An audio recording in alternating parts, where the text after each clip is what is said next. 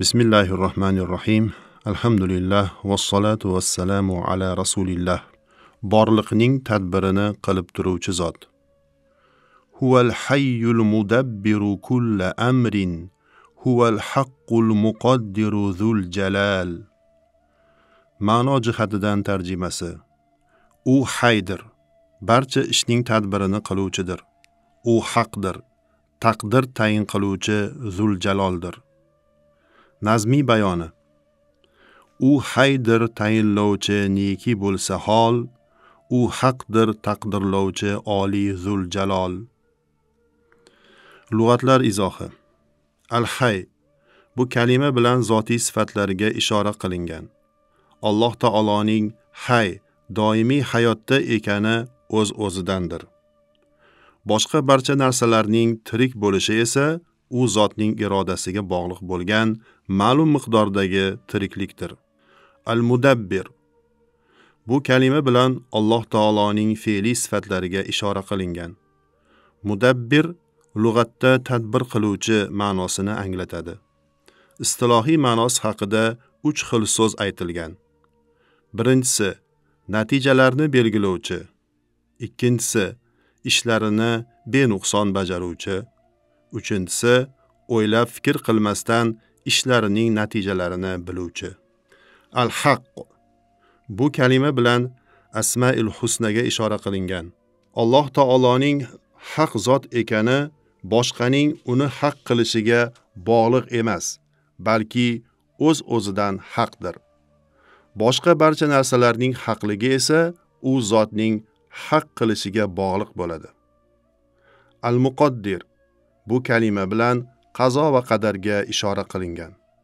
Zul jalal Alloh taoloning ismlaridan biri. Matn sharhi.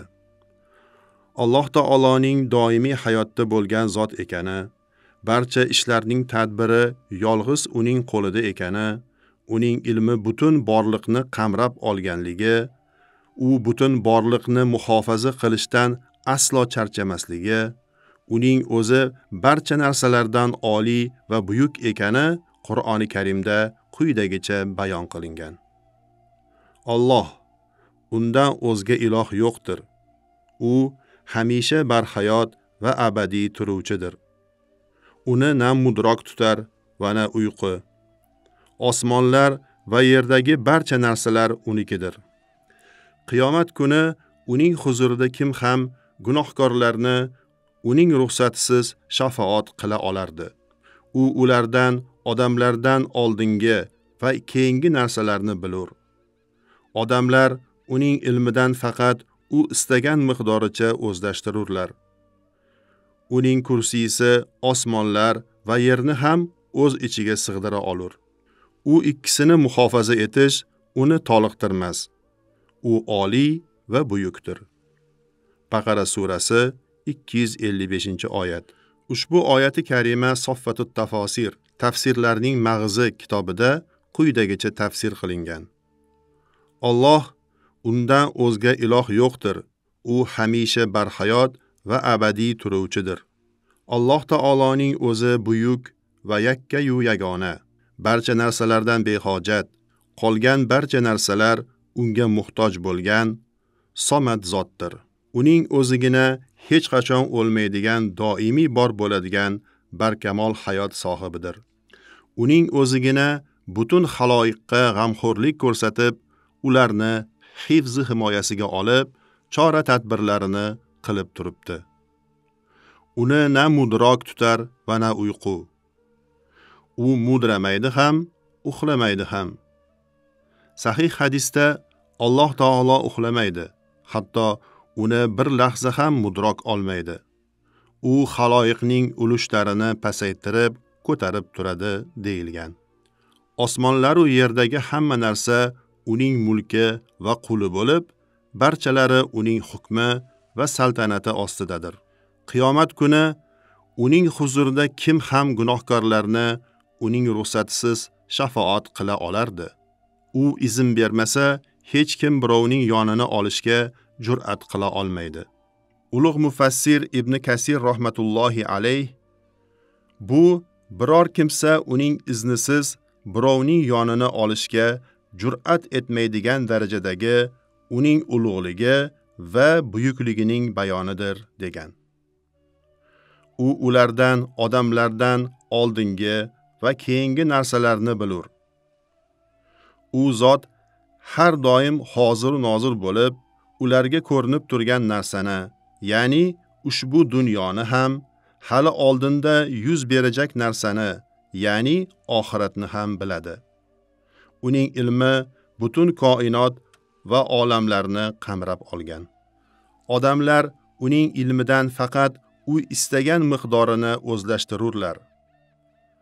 Xaloyiqlar uning ilmidan biror narsani bilmaydilar. Biladigan narsalari faqatgina u zotning o'zi payg'ambarlari orqali bildirgan narsalardir. Uning kursiysi osmonlar va yerni ham o'z ichiga sig'dira olur. Uning kursisi ulkanligi va kengligi bilan osmonlar va yerni qamrab olgan. 7 osmon va yerlar kursiga nisbatan sahroga tashlangan halqa kabidir. Ibn Abbos roziyallohu anhu kursidan murod u zotning ilmidir. Bunga Alloh taoloning ushbu so'zi dalolat qiladi. Parvardigoro, o'zing rahmat va ilm jihatdan barcha narsani egallagandirsan. G'ofir surasi 7-oyat. Ya'ni ushbu oyatda ilmi hamma narsani qamrab olganini xabar bergan degan. Hasan Basri rahmatullohi alayh esa kursiy arshdir degan. Ibn Kasir rahmatullohi alayh kursiy arshdan boshqadir. Asarlar va xabarlar dalolat qilganidek, arsh undan kattaroqdir degan. U ikkisini muhofaza etish uni toliqtirmas. U oliy va buyukdir. Osmonlar va yerni va ulardagi narsalarni muhofaza qilish unga sira malol kelmaydi yoki uni ojiz qoldirib qo'ymaydi. U barcha yaratgan maxluqotlaridan oliy bo'lgan zotdir. Ulug'lik va buyuklik egasidir. Alloh taoloning mudabbir zot ekani, borliqdagi barcha ishlarning tadbiri yolg'iz u zotning qo'lida ekani to'g'risida Sajda surasida shunday xabar berilgan.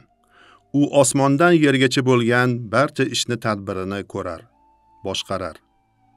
Sajda surasi 5-oyat.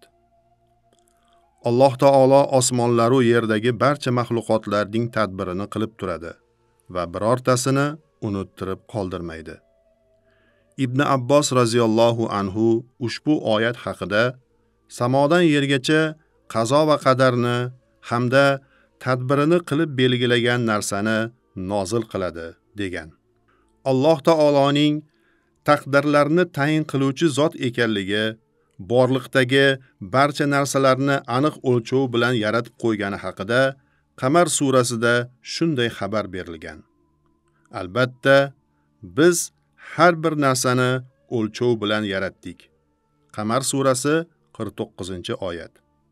Biz har bir narsani Lavhul Mahfuzga bitib qo'yilganidek o'lchov bilan yaratdik. Ha, Alloh taolo barcha ishlarning tadbirlarini qilib turuvchi, azaliy va abadiy barhayot bo'lgan buyuk zotdir.